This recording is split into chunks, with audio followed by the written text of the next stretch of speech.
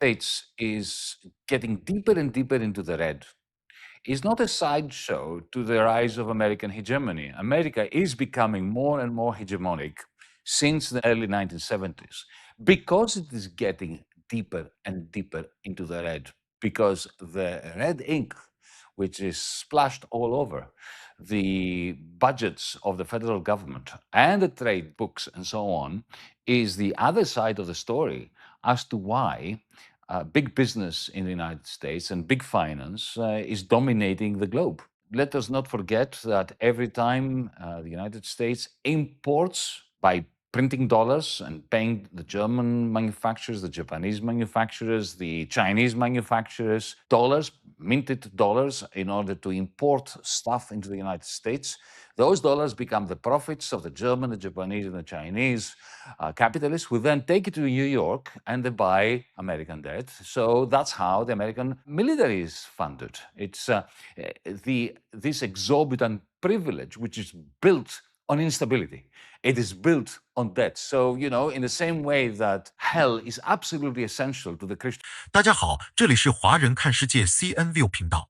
今天我们要带大家走进一档深度对话节目，打破偶像，在当今这个充满变数与焦虑的时代，我们正目睹着一个帝国步入衰落，全球的资本主义体系似乎正陷入一场前所未有的信任危机。本期节目，主持人雅尼斯请来了一位重量级嘉宾，著名马克思主义经济学家瑞克沃尔夫，两位深耕政治经济学的思想者，将围绕美国当下的财政赤字、债务危机以及所谓的霸权特权展开一场深刻的拆解。为什么说债务不仅不是失败的象征，反而是美国维持全球霸权的底层逻辑？为什么资本主义历史的流水线上，危机与崩盘从未停歇？从美国普通人的生活困境，到大科技公司对市场的蚕食，再到那令人窒息的社会体制，本期节目不仅将带你直击资本主义的内在顽疾，还将探讨在这个风云变幻的时代，我们是否真的能创造出优于资本主义的体制？这是一场关于真相与认知的深度碰撞。如果你也对现实世界背后的运行逻辑感到好奇，如果你想听听两位思想者对于美国未来走向的尖锐预判，那么千万不要错过这期发人深省的讨论。欢迎点赞订阅，看更多精彩视频。 By pointing out, for the benefit of our iconoclastic audience, that instability is built on absolutely mind-numbing levels of imbalances and deficits and debts. Debts are not a failure. The fact that the United States is getting deeper and deeper into the red is not a sideshow to the rise of American hegemony. America is becoming more and more hegemonic since the early 1970s because it is getting deeper and deeper into the red, because the red ink, which is splashed all over the budgets of the federal government and the trade books and so on, is the other side of the story as to why big business in the United States and big finance is dominating the globe. Let us not forget that every time the United States imports by printing dollars and paying the German manufacturers, the Japanese manufacturers, the Chinese manufacturers dollars, minted dollars, in order to import stuff into the United States, those dollars become the profits of the German, the Japanese, and the Chinese capitalists who then take it to New York and they buy American debt. So that's how the American military is funded. It's this exorbitant privilege, which is built on instability. It is built on debt. So, in the same way that hell is absolutely essential to the Christian dogma, it doesn't work otherwise. It's unpleasant, but it's essential. Debt instability and all these periodic crashes every 47 years, if it is every 47 years that you mentioned, Rick, they are part and parcel in the same way that, iPhones are rolling off the production line in Shenzhen and so on. Crises and crashes and bone-crashing recessions roll out and off the production line of capitalist history. Anyway, we are on this totally in unison, I think, Rick. We've been for many, many years. But I want to press you on the question that I alluded to without actually putting to you before, the question about American hegemony, which I just mentioned. Do you believe that the Trumpist turn, the techno-feudal moment, as I call it, the rise of big tech, the fact that these platforms are replacing markets, at least in my estimation, and cloud rents are replacing profits. Is this a sign that, let's say, over the next 10 years, we're going to see either the waning or the collapse of American hegemonic power? Okay, in my view, it took me some time to come to this. I laughed the first time a friend of mine, also a Marxist, made the joke how proud he is to be a Marxist because we have predicted 10 of the last 4 collapses. You know, this is a joke that is leveled against Marxists, but even I think was invented by one of them. Anyway, say yes, if you're a critic of capitalism, you are going to be seeing its demise a little early. I just want to remind everyone that bias is not on the left alone, that the people who don't want capitalism to disappear have a real powerful knack of never understanding that it's even a question. You know, the reproduction of the system, I learned from Marx, is always in question, and it always was. The question is, what are the mechanisms with which systems deal with threats to their survival? I think capitalism has always done it. I see your point. I agree.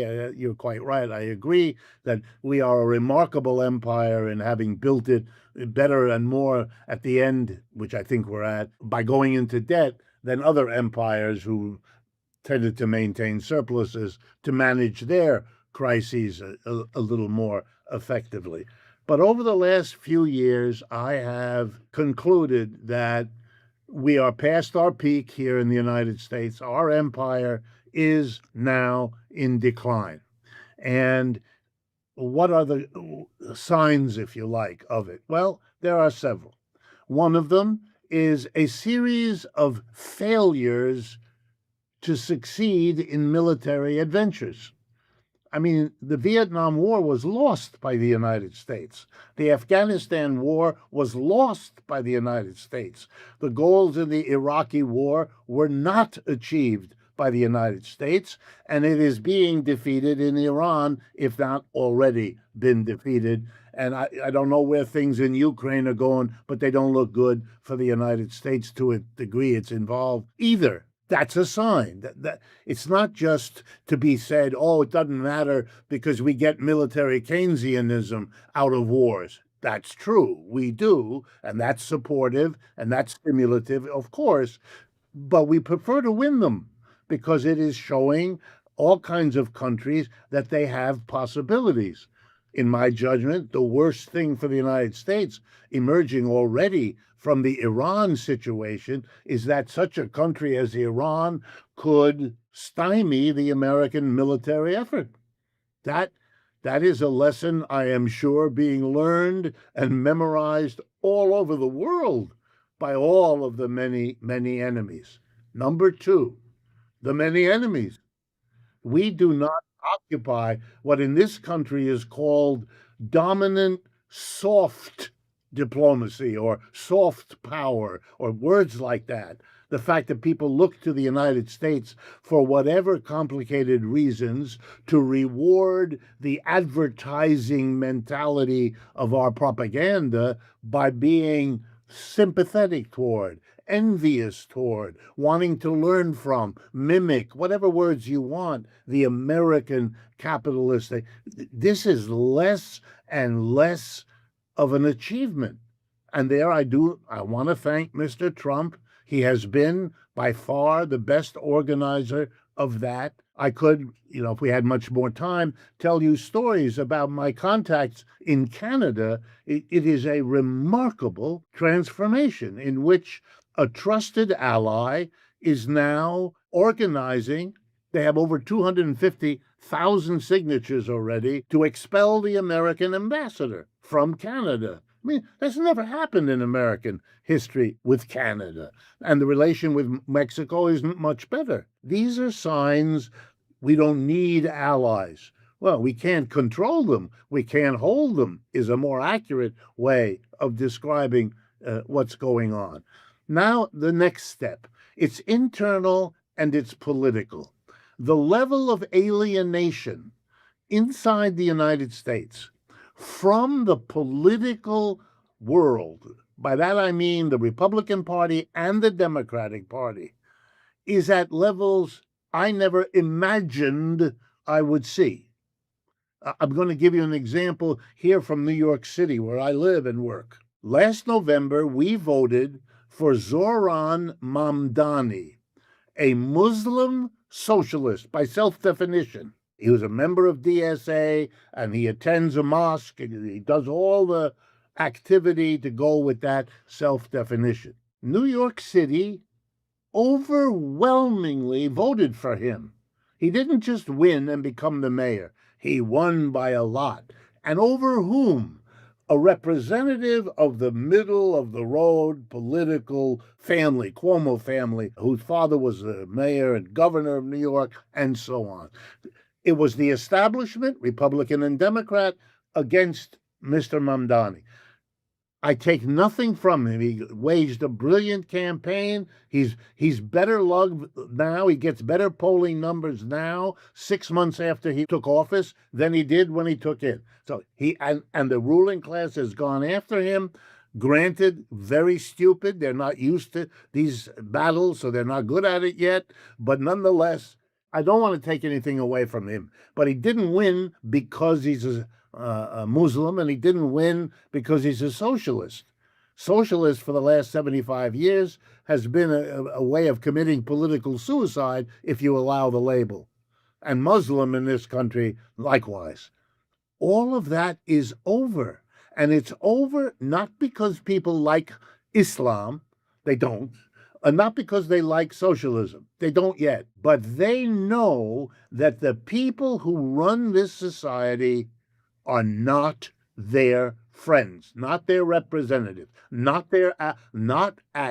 they want anything else.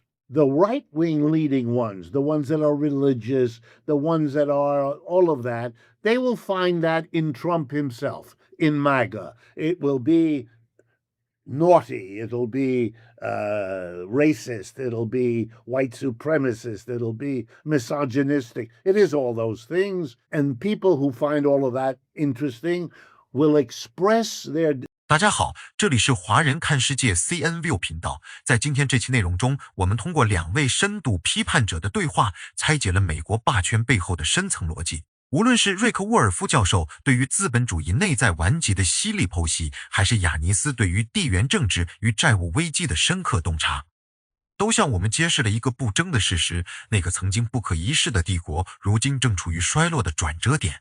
我们看到，无论是贫富差距的极端化，还是周期性的经济危机与社会动荡，这些并不是偶然的意外，而是资本主义这台机器在历史流水线上批量生产的必然产物。当万亿富翁的狂欢与底层民众为温饱挣扎的现状并存时，这种体制的合法性基础早已摇摇欲坠。更重要的是，这场对话给予我们一个巨大的启示：批判性思维是应对这个动荡时代的唯一解药。我们不能盲目地被主流叙事所裹挟，更不能在虚假的渐进式改良中麻痹自我。正如节目中所强调的，我们需要重新审视历史，理解体制是如何通过债务与军事冒险来维持其摇摇欲坠的特权的。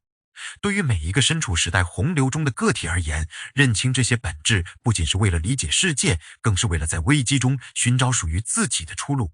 正如瑞克·沃尔夫所言，我们可以也必将做得比资本主义更好，但这绝非易事，它需要我们具备超越现状的勇气，以及深入研读、批判并超越陈旧范式的能力。